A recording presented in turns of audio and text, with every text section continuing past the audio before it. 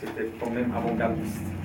Les affaires vont très bien jusqu'en 1936, où Heuer vend Jules Jorgensen à un investisseur américain. Naturellement, le Journée Noire et la Bourse a joué un rôle dans cette situation. Tout en restant, alors les Heuer restant toujours impliqués dans la marque jusque dans les années 50. Le montre Jules Jorgensen SA, basé maintenant à La Chaux-de-Fonds. On avait aussi une photo. Ça, c'était le dernier centre administratif de Jorgensen à La Chaux-de-Fonds. Les montres Jules Jorgensen SA, basées maintenant à La Chaux-de-Fonds, continuera à fabriquer des montres de qualité jusque dans les années 70. Dans ces années-là, d'une part, un homme d'affaires américain reprend Jules Jorgensen et d'autre part, Peter Baumberger achète Urban Jorgensen à Copenhague. Deux philosophies fort différentes, où l'une recherche principalement le bénéfice et l'autre où la passion pour la haute qualité, la haute horlogerie et le fanatisme pour les détails sont prioritaires. Cette divergence de philosophie menaçait la réputation Jorgensen. Et moi, finalement, conduit au rachat de Jules Jorgensen pour ainsi pouvoir préserver la tradition et le prestige de la dynastie. Peu après cette acquisition, en 2011, je découvre, à mon plus grand étonnement, dans le grenier de la marque, des archives historiques importantes sur les Jorgensen. Celles-ci faisaient partie de l'inventaire du musée Jorgensen. Il y a ici, par exemple, dans les cadres, les prix qu'ils ont fait plus ou moins 30 grands prix internationaux. Ils étaient Légion d'honneur, de la Légion française d'honneur, chevalier d'honneur, oui. Et je suis assez fier que, un peu par hasard, alors ça c'est un passeport que Jorgensen a reçu par le roi de Danemark pour passer en Suisse, pour passer en France et pour aller en Angleterre. Ça, c'était les fameux stages qu'on faisait des gens d'un certain niveau dans son apprentissage. Ça, c'était plutôt une bonne surprise.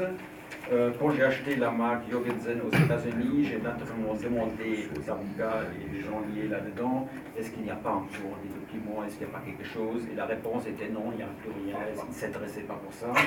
3 mois après, mon notaire m'appelle, il m'a dit, j'ai une petite surprise pour vous, j'ai reçu des États-Unis un petit paquet et venez voir. Je viens voir et je trouve ça, et c'était même pas directement de la famille, c'était quelqu'un autour de la famille qui avait entendu que j'avais acheté cette marque et qui disait il faut un nice home for this document. So, ça c'est d'abord l'acte de naissance de Sophie Henriette Ourier, la fille de M. Ourier. Et ici, on a le document, l'acte de mariage entre Sophie Ourier et M. Urban Jorgensen le 10 mai 1801. Important, donc Frédéric Ourier, c'était un des plus grands chronométriers suisses. Donc on comprend qu'à cette époque, le fait de fréquenter des gens de même niveau, les échanges et l'évolution évidemment dans les techniques horlogères étaient importantes. Et il y avait des petites familles peut-être qui n'existent plus aujourd'hui, mais c'est pas un mariage anodin. Elle avait la charmante au demeurant. Mais... Je vous ai exposé un historique de Jorgensen assez long. Si j'avais eu plus de temps, je me serais exprimé plus brièvement. C'est le moment de venir de l'histoire à l'actualité de la fabrication des montres Jorgensen d'aujourd'hui. Je vous remercie pour votre attention et j'ai le plaisir de passer la parole à notre ingénieur estimé, M. Jean-François Maujean, de la société Chronon, directeur, président, propriétaire. Merci, merci.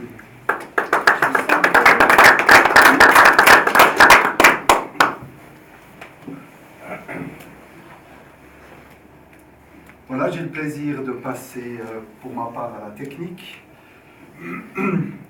Si on fait juste un bref retour en arrière, M. Bamberger a commencé il y a environ 10 ans à travailler sur l'échappement à détente avec M. Derek Pratt à l'époque.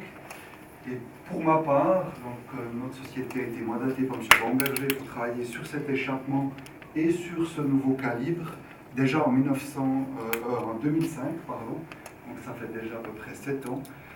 Et la base du cahier des charges était relativement simple mais ambitieux. C'était de faire un calibre robuste, facile à monter et avec des performances vraiment optimisées.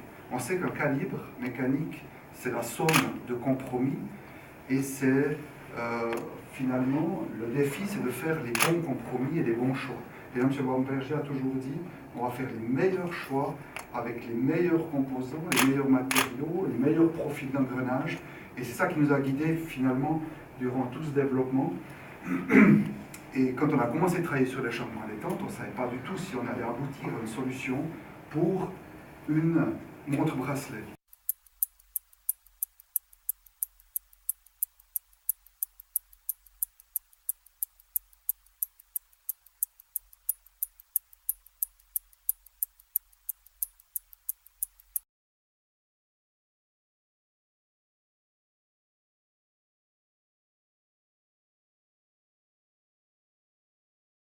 Donc la nouvelle présentation 2012, pour rappel l'année passée, donc c'est un mouvement manuel, et cette année c'est l'évolution du mouvement automatique. Vous allez constater que l'ajout de l'automatique est fait de manière intégrée. Et si on revient déjà brièvement sur l'échappement à détente, ses caractéristiques principales sont ici sa détente très courte, donc très faible inertie, d'où aussi une meilleure tenue au choc. Mais ça ne suffit pas pour l'intégrer dans mon bracelet. Il a fallu ajouter un système anti-choc qui est ici illustré par ce plateau de limitation, ou plateau de sécurité, qui, en cas de choc, va éviter, si on peut, pas de problème, va éviter à la détente de se déplacer, donc de libérer ici la roue d'échappement. Et ça a été testé au choc. Vous savez qu'un chrono fiable simule environ 6 mois de portée, c'est plus de 20 000 chocs, depuis des faibles chocs d'environ 20 G jusqu'à du 550 G, donc déjà des chocs importants. Et tous ces mouvements ont passé ce test chronofiable. Une des caractéristiques aussi importantes, c'est l'inertie du balancier, qui est importante, qui n'est pas commune pour une montre bracelet, une inertie de 24 mg cm². Pour comparaison, on est généralement, par exemple, un 2892 ETA qui est très utilisé, qui est autour de 8, qui a une inertie de 8, pas beaucoup, qui a une inertie de 8. Donc là, on est à 24, on a un facteur 3 par rapport à un mouvement commun. Donc 8 ans de recherche et développement. C'est ça, exactement, pour aboutir aujourd'hui à cette famille de calibres. Donc cette année, pour expliquer les caractéristiques du module automatique, là voici le mouvement manuel avec son pont de barillet. C'est seulement ce pont-là qui change par rapport à la version manuelle, qui après permettra d'intégrer le module automatique. Donc, ici la version manuelle.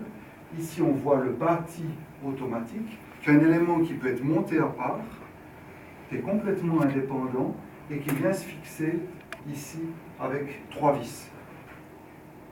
Et vous voyez qu'au niveau de l'intégration, on est absolument au même niveau que les autres ponts. On ne voit pas de différence. Et ce qui va venir ensuite rajouter, c'est la masse oscillante. Une masse oscillante en or.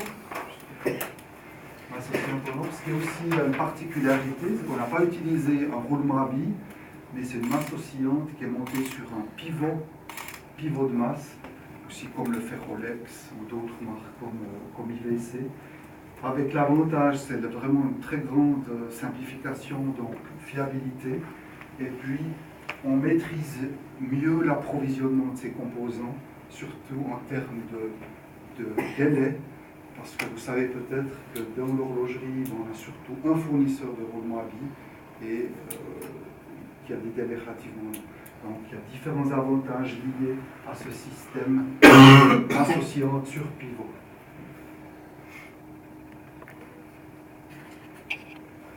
Voilà, donc là on voit le nouveau cadran avec la formation d'Attempt Escapement, puisque à part l'univers des très puristes, c'est important de faire comprendre au plus grand public ce qu'est l'échappement à détente, puisqu'à une époque pas si lointaine, l'évocation du tourbillon, c'était quelque chose d'un peu étrange pour la plupart des gens. Aujourd'hui, le grand public sait ce qu'est un tourbillon, puisque tout le monde en fait. Il y a cette confusion entre chronographe, chronomètre et échappement chronomètre. Alors, à l'époque, pour les Anglais, ils ont un peu schématisé le chronomètre de marine. C'était le chronomètre, et c'était clair, le chronomètre, c'était un échappement à chronomètre détente pilotée ou détente à ressort. Et après, il y avait le descriptif chronomètre pour une montre qui avait une certaine, qui arrivait à un certain résultat de précision dans un concours, et ça s'appelait chronomètre. Alors naturellement, pour le client classique normal, il était confusé. Qu'est-ce que c'est chronomètre détente? Qu'est-ce que c'est chronomètre?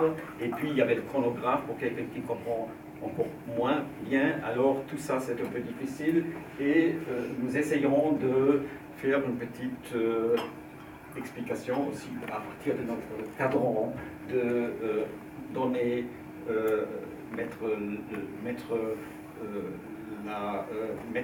le point fort sur l'échappement de détente.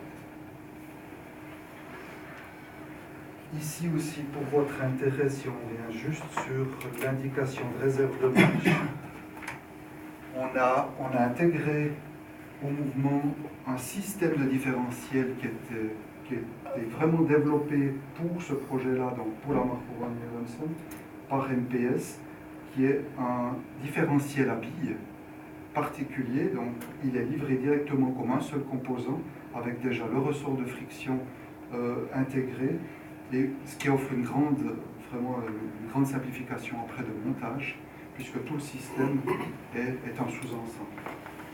Et puis ici, si on vient juste sur le système automatique, on utilise d'habitude ou de manière assez conventionnelle des roues à cliquet, roues inverseurs, et nous on a utilisé simplement une roue de blocage, c'est-à-dire qui est libre dans un sens et qui dans l'autre bloque.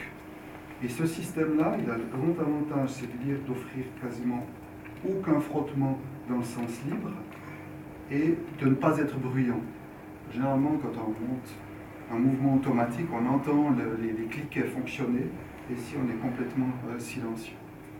Voilà aussi une innovation utile dans le sens de simplification, fiabilité et confort pour l'utilisateur. Je ne suis pas assez horloger, mais ces roues de blocage, c'est ce qui existait avant, ou c'est un nouveau système? Là, j'avoue, mon ignorance de trace. Non, ce n'est pas un nouveau système, mais il a été relativement peu utilisé. Mais on le retrouve quand même dans les années 60. Il y a un ou deux calibres qui ont intégré déjà ces roues de blocage. Il faut peut-être un peu plus de place latéralement dans la surface, un peu peut-être moins intégré, mais vraiment plus simple et pas du tout bruyant, donc silencieux. Alors, optimer la denture, on a Oui. quand même optimé certaines choses. Alors la denture, c'est clair, la denture a fait l'objet de recherches particulières pour justement avoir un blocage avec un très faible angle de retour. Vous voyez que très rapidement, la roue se bloque. C'est-à-dire que les tout petits mouvements de la masse oscillante provoquent déjà un remontage de barille. Ça, c'est aussi un des avantages du système. Donc un angle mort réduit. Est-ce que le fait que les montres sont de plus en plus grandes permet en fait aujourd'hui d'aller récupérer des inventions horlogères